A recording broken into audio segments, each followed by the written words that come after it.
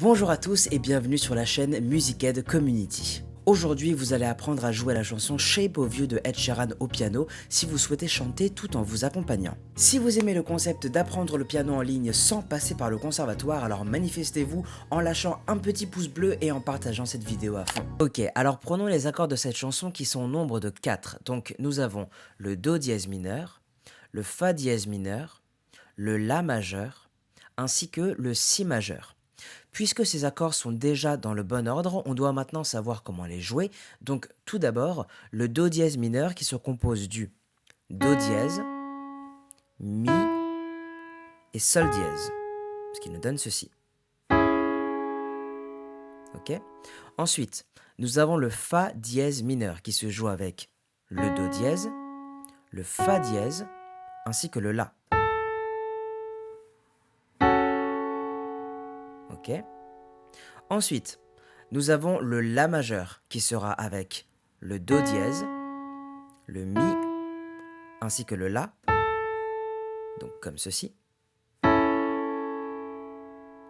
Et enfin, le Si majeur qui se forme avec le Ré dièse, le Fa dièse, ainsi que le Si.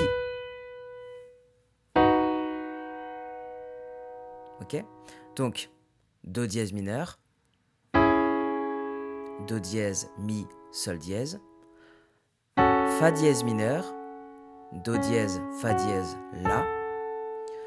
La majeur, Do dièse, Mi, La, et enfin le Si majeur, Ré dièse, Fa dièse, Si.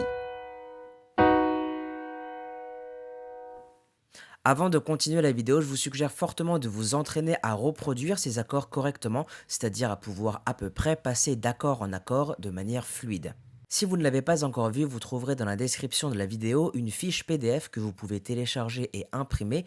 J'ai mis dessus les accords de cette chanson et surtout comment jouer ces accords grâce à des schémas qui j'espère vous aideront. Je vous laisse mettre la vidéo en pause, consulter le PDF et vous entraîner quelques minutes sur ces accords avant de continuer la vidéo. C'est à vous. Passons maintenant à la main gauche qui va donc venir jouer les basses. Alors, si on prend notre premier accord, qui est le Do dièse mineur, la note que va jouer la main gauche sera un Do dièse. Vu que notre accord est un Do dièse mineur. S'il avait été un Do dièse majeur, ça aurait été exactement la même chose. Dans tous les cas, la basse ne tient pas compte de ça. La basse tient compte de la note racine de l'accord, ok? Si on peut appeler ça comme ça. Donc, le Do dièse, la basse sera un Do dièse, ok? Pour le Fa dièse mineur, c'est exactement la même chose, sauf que ça ne sera plus un Do dièse évidemment, vu qu'on a changé d'accord. Vu que c'est un Fa dièse mineur, la basse sera un Fa dièse, ok? Pour le La majeur, c'est exactement la même histoire, donc vous jouez le La, et ensuite, vous cherchez le La, la note de La, pour jouer la basse, qui sera ici, d'accord? Et enfin, pour le Si majeur, eh bien c'est exactement la même chose. Donc vous jouez votre accord de Si majeur. Et ensuite, vous plaquez le Si grave pour la basse. Ok? Donc si on reprend Do dièse mineur avec la basse de Do dièse mineur. Le Fa dièse mineur avec la basse du Fa dièse. Le La majeur avec la basse de La. Et enfin le Si majeur avec la basse de Si.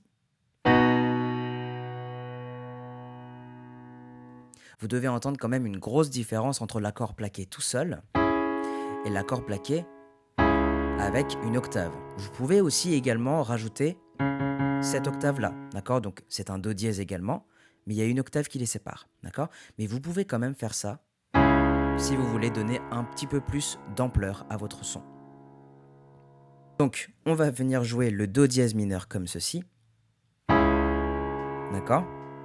Donc vous jouez l'accord plus la basse en même temps, et ensuite vous remettez un petit coup d'accord, sans la basse, qui reste appuyée, d'accord? Donc ça fait...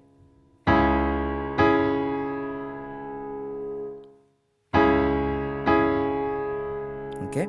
Donc basse, accord en même temps et accord tout seul. Et vous allez faire ça avec tous les accords, D'accord? Donc les 4 accords que vous avez appris, vous allez les jouer dans le bon ordre, ok? Donc l'ordre qu'on a appris, et vous allez faire cette même structure de basse plus accord en même temps, et ensuite un deuxième coup d'accord avant de passer à l'accord suivant. Donc pour le Do dièse mineur, c'est ça. Pour le Fa dièse mineur, la même chose. Pour le La majeur, la même chose. Et pour le Si majeur, la même chose. D'accord? Donc du coup, ça nous donne quelque chose comme ceci.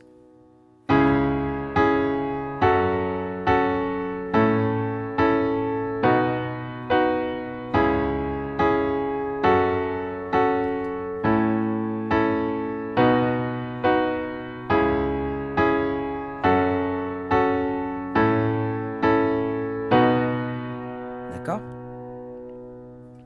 Laissez-moi vous dire que ces accords-là, dans cet ordre-là, dans cette structure-là, est valide sur tout le morceau. D'accord? Donc ça veut dire que vous pouvez jouer du début à la fin du morceau avec ces 4 accords-là et exactement dans le même ordre. Pour l'introduction du morceau, c'est exactement la même chose. Donc on va garder les 4 accords que nous avons appris dans l'ordre que vous avez appris, dans la structure et la rythmique que vous avez appris. D'accord? Donc pour l'intro, ça ferait, je ne sais plus ce qui joue, je crois que c'est une guitare ou une marimba ou un xylophone. Je suis pas sûr. Enfin bref, ça fait un truc comme ça.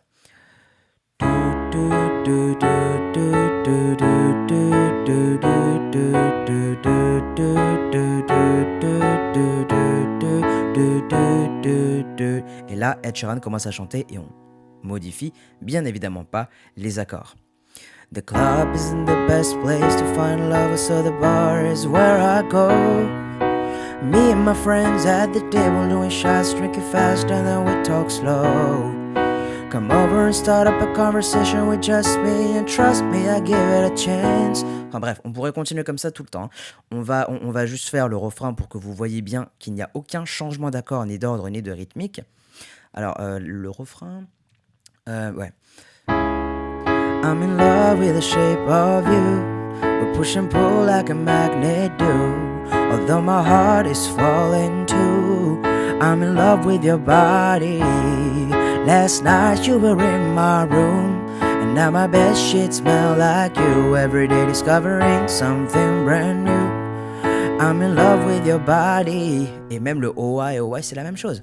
Oh I, oh I, oh I, oh I. I'm in love with your body. Oh I, oh I, oh I, oh I. I'm in love with your body. Et on continue encore et encore et encore. Le deuxième couplet, c'est la même chose.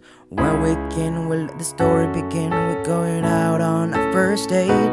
Et ça continue encore et encore jusqu'à la fin du morceau. Deuxième méthode maintenant que je vous propose pour la rythmique. Alors c'est une méthode qui est un petit peu plus compliquée, une méthode qui est un petit peu plus technique, disons. Et en fait, ça consiste à jouer les accords en contretemps. D'accord? Donc comme ceci.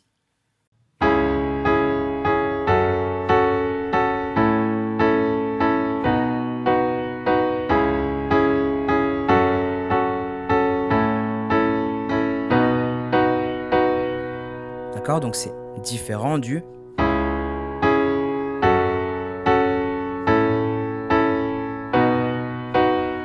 Avec cette deuxième méthode-là, on obtient...